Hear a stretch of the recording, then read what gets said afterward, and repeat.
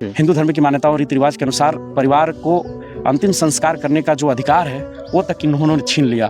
का गांव वालों का, अलग अलग लोगों का यही आशंका है कि इसमें हत्या किया गया है। और जीआरपी थानाध्यक्ष जिम्मेदारी के साथ किसी भी बात को बताने में कि मौत कैसे और किन परिस्थितियों में हुई, इसको बताने से कतराते हैं। उसके पास वो बहुत रो रहा था, कह रहा था कि वो जो लड़की है बहुत मेंटली टॉर्चर कर रही है, बहुत परेशान कर रही है, मुझे धोखा दी, किसी अन्य से बात कर रही है।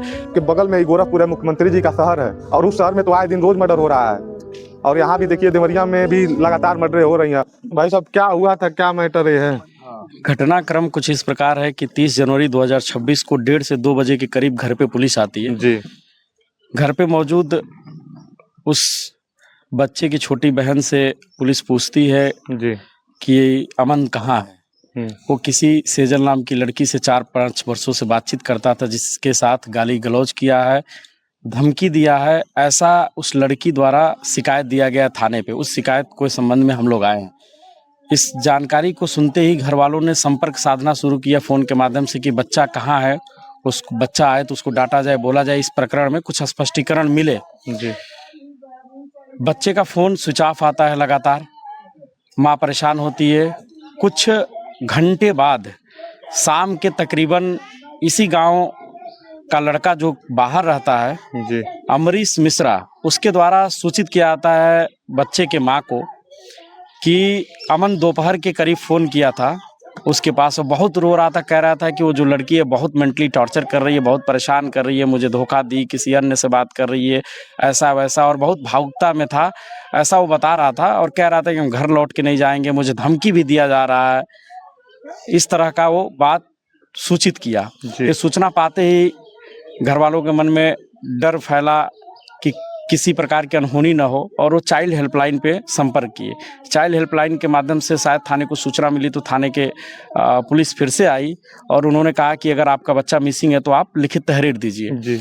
उसी दिन तकरीबन रात में प्रार्थनी द्वारा, बच्चे की माँ द्वारा लिखित तहरीर दी गई, जिसके आधार पे थाना महुआडीह 1 फरवरी को मुकदमा दर्ज करता है BNS 172-3 में अपहरण का मुकदमा दर्ज करता है। चूँकि बच्चा नाबालिग था, 17 वर्ष उसकी महज उम्र थी।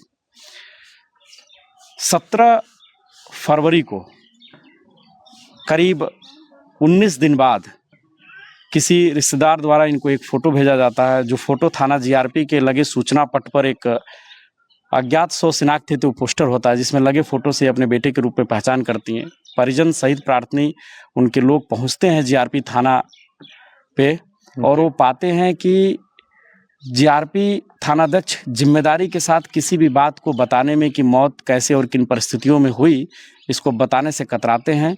किसी प्रकार की कुछ भी जानकारी स्पष्ट तौर पे, आधिकारिक तौर पे नहीं मिलती है, ना ही PM रिपोर्ट मिलता है, और ये पता चलता है कि वो 2 फरवरी को ही 100 को जला चुके हैं।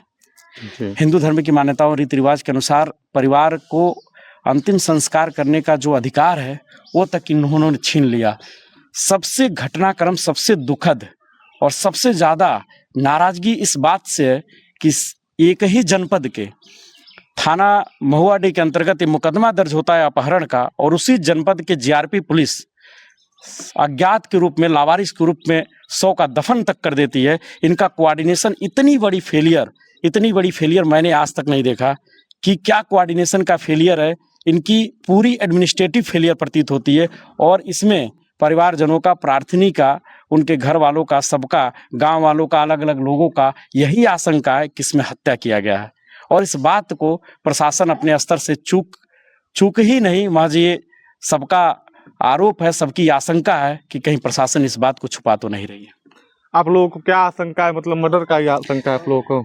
इसमें मर्डर की आशंका है, और इस बात के लिए इसी घटनाक्रम को स्पष्ट करने की जिम्मेदारी प्रशासन को ही है कि मौत कैसे और किन परिस्थितियों में। इसके लिए यही डिमांड है कि इसकी हाई लेवल इंक्वायरी गठित की जाए, हाई लेवल इंक्वायरी, उच्च स्तरीय जांच हो, और इस जांच में सब कुछ बताएं। कम से कम अब बेटे को तो खोया ही, सब कुछ चला ही गया, तो एटलीस्ट न्याय हो, और न्याय इस रूप में हो कि ये स्पष्ट तौर पे बताया जाए प्रशासन द्वारा। अब तक कोई प्रशासन का जिम्मेदार अधिकारी इस बात को बताया नहीं आधिकारिक तौर पे। कितने दिन से लड़का गायब था? 19 दिन। 19 दिन से गायब था। और आप लोगों को कब पता चला कि लड़का रेलवे ट्रैक पे लाश मिली है उसका? नहीं पता चला, कह तो रहे हैं आधिकारिक तौर पे कुछ भी नहीं पता है, ये तो अधिकारी बताएंगे ना। घटनाक्रम तो हमने बताया, घटनाक्रम वही है कि हमने उनके पास, पुलिस के पास शिकायत किया, तहरीर दिया, अपहरण का मुकदमा लिखा, वो 100 को जला चुके हैं, हमें तो कुछ भी अज्ञात है इस समय, कुछ भी परमिशन से 100 को जला कुछ भी पता नहीं है जी।